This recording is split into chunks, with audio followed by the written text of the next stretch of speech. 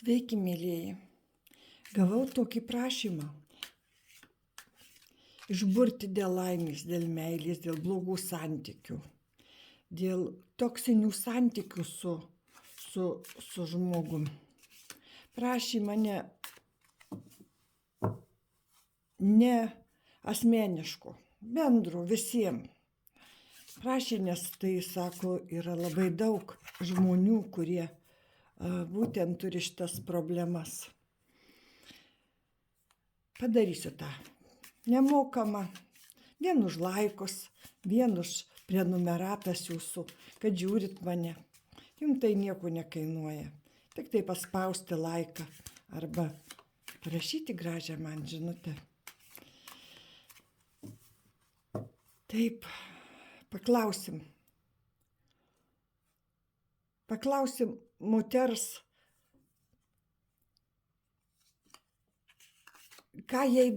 paklausim moters, ką jie turėtų daryti. Paklausim, kaip jai reikėtų gyventi. Čia ir vyram, ir moteriam šitas būrimas. Vyram irgi reikia susimastyti apie savo santykius, apie savo partnerystę ir apie pasekmes savo poelgių. Galbūt ir vyram, ir moterim reikia kartais juos tvarkyti, kartais juos reikia keisti. Taip, paklausim, kas.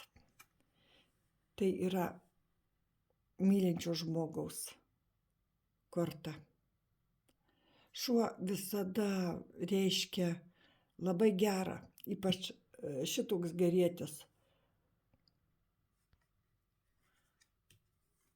Jisai nieko nenuskriaus, bet jį gali skriaust visi. Taip, tai mylintis žmogus. Tai mylintis žmogus. Kai žiūrit mane, čia jūsų kortos kritu. Ir ateina jūsų gyvenimą, arba atėjo jau jūsų gyvenimą. Pažiūrėkim, kas atėjo jūsų gyvenimą. 4 kortas imsiu. 4 stichijos, 4 kortos tegul būna. Ir čia yra ta tuščia korta, tokia reklaminė. Jinai, kaip ir visos, turi tą pačią nugarėlę, bet čia nieko nerodoma. Nenori pasakyti jūsų ateities. Bet mes paklausim šitų kortų. Kaip?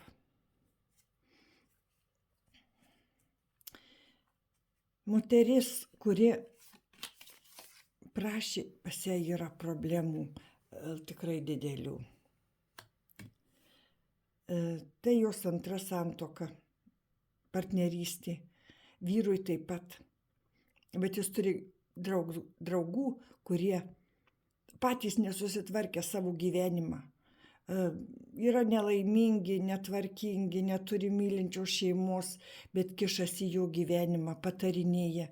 Po bendravimo su jais jis grįžta namo toksiškas, piktas, nešvelnus, nemeilus, kaip apnuodytas tų brudų, tų blogų santykių nuo draugų.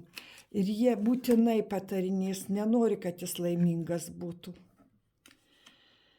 Patarimai gali būti tam geram žmogui ir geri, ir blogi. Gali būti labai išmintingi.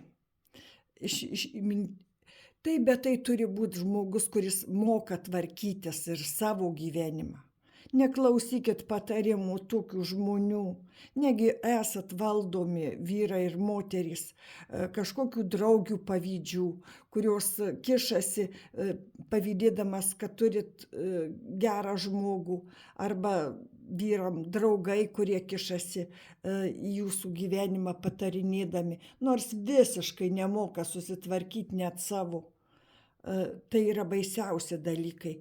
Ir tokių žmonių, ar suprantat, kad nereikia, ar turit savo galvas, ar turit savo protą, kad klausot.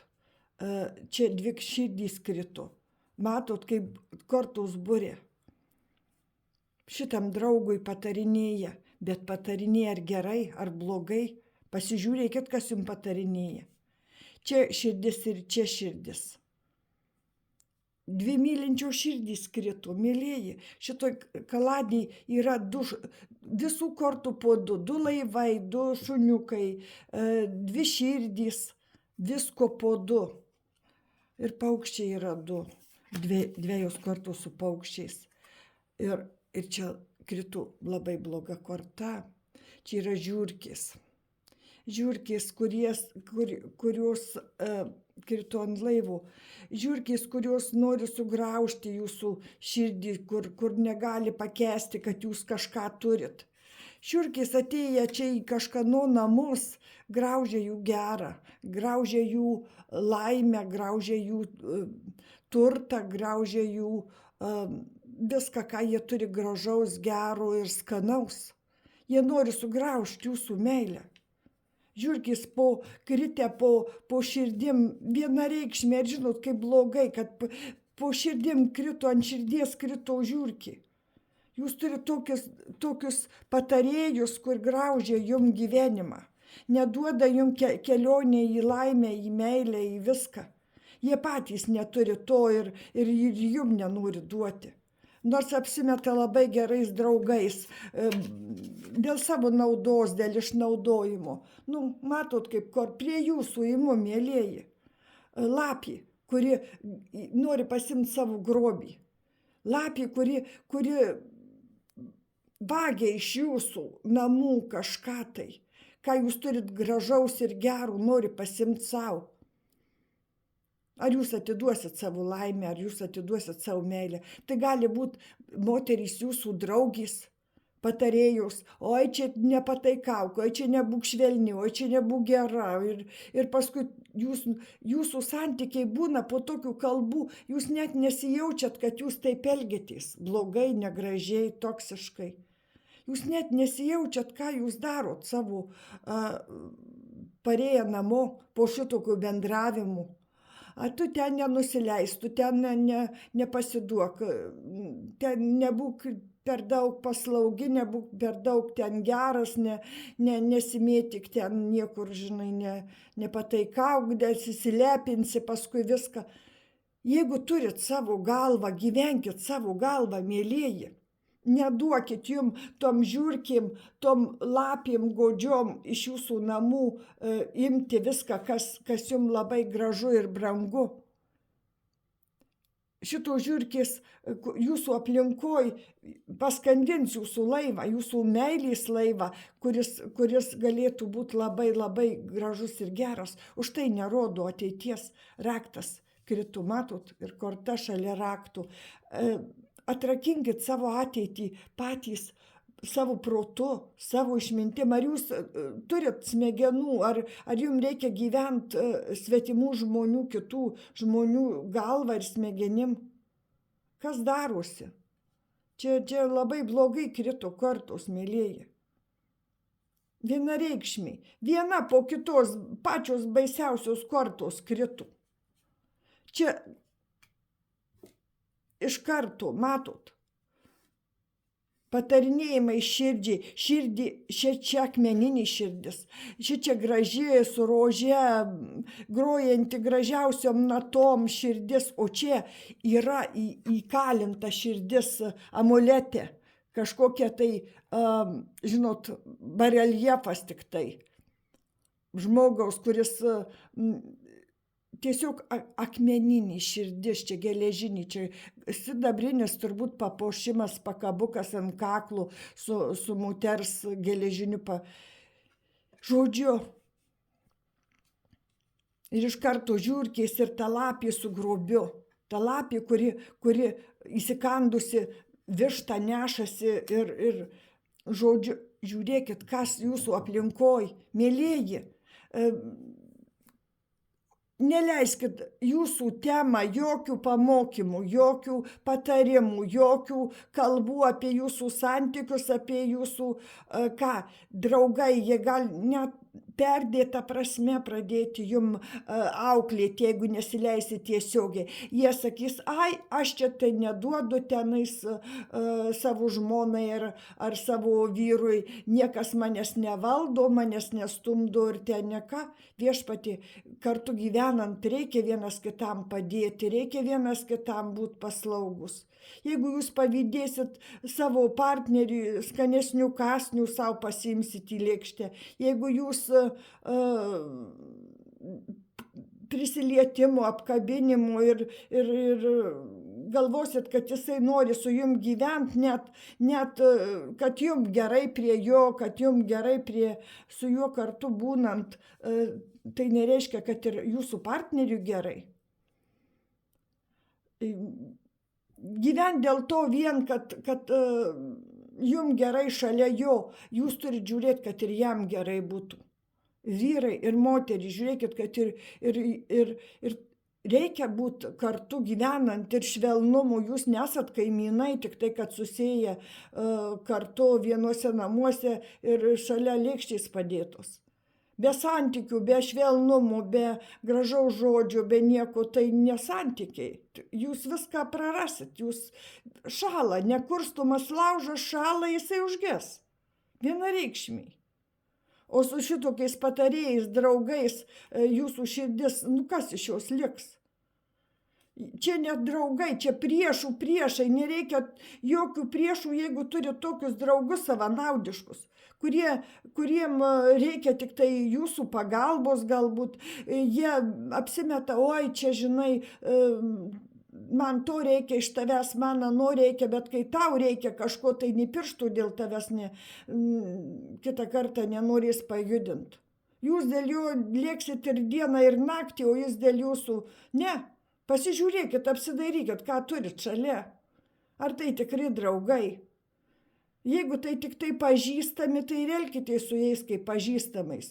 Neleiskit lysti jūsų širdį, jūsų lovą, jūsų virtuvę, jūsų žmonos ar vyro glėbį ir ten tvarką daryt.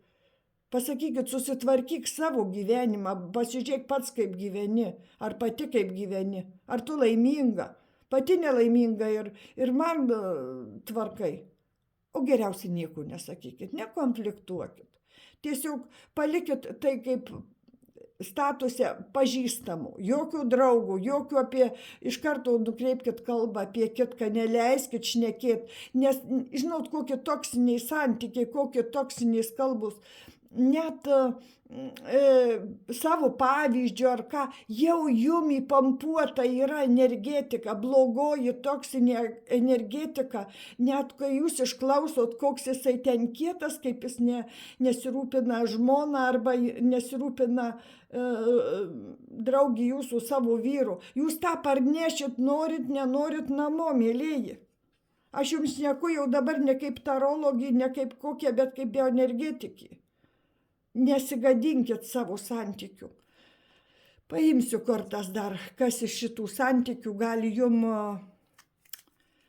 labai negerus kortos kritų, labai žiurkės ir iš karto ta vagilė lapė, ta gudruolė lapė, ta, kur klastinga diplomatė, nori tik savo naudos iš jūsų ir nenori jūsų meilės, jai nereikalinga jūsų meilė. Jei smagu ašaras jums glostyt ir guosti vienišą ir nelaimingą. Nenori jūsų santykių, nenori jūsų laimės. Ji juos šiukšlins, kiek ji galės. Čia siaubingos kortų šį kartą. Aš labai pozityvi, bet šituo atveju tai krito kažkoks košmaras. Dovanokit, bet susitvarkykit, jeigu yra kažkas tokio. Žinot, čia vienareikšmiai. Pažiūrėsim, ką gali dar pasakyti ateitis.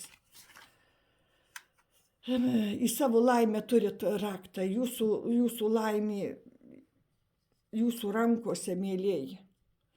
Čia durys ir raktas. Ta korta tuščia nerodo, slepia jūsų ateitį ir čia slepia ateitį. kaip jūs atrakinsit, ką įsinešit ateidami pro tas duris į savo santykius, į savo šeimą, į savo bendravimą, tą jūs ir turėsit.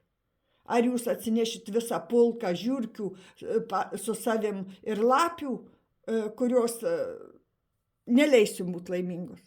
Niekaip, mėlyje, niekaip neleis būti laimingi.